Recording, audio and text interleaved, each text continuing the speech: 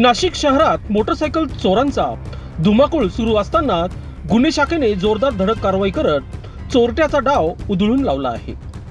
गुन्हे शाखा युनिट 2च्या पथकाने तब्बल 7,30,000 रुपये किमतीच्या 12 चोरीच्या मोटरसायकली जप्त करत मोठा भांडाफोड केला आहे। या कारवाईत रितेश भगवान सुवर वय वर्ष 19 राहणार काकडमाळा अशोकनगर सातपूर याला अटक करण्यात आली असून एका विधी संकल्पित बालकालाही ताब्यात घेण्यात आले आहे। पोलिसांना मिळालेल्या गोपनीय माहितीनुसार आरोपी अंबड गावाजवळील हॉटेल अजिंठा परिसरात चोरीच्या मोटरसायकली विकण्यासाठी येणार होता। त्यानुसार पोलिसांनी सापळा रचला आणि संशयितांना रंगे हात पकडले। चौकशीत आरोपीने मोटरसायकल चोरीचे कबुली दिल्यानंतर त्याच्या ताब्यातून 12 मोटरसायकली जप्त करण्यात आल्या।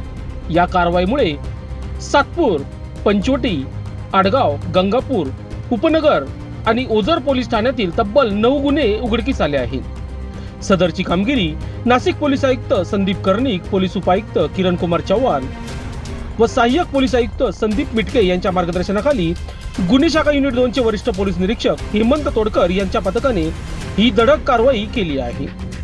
नाशिक पोलिसांच्या या कारवाईमुळे शहरातील मोटरसायकल चोरांमध्ये चांगलीच खळबळ उडाली आहे।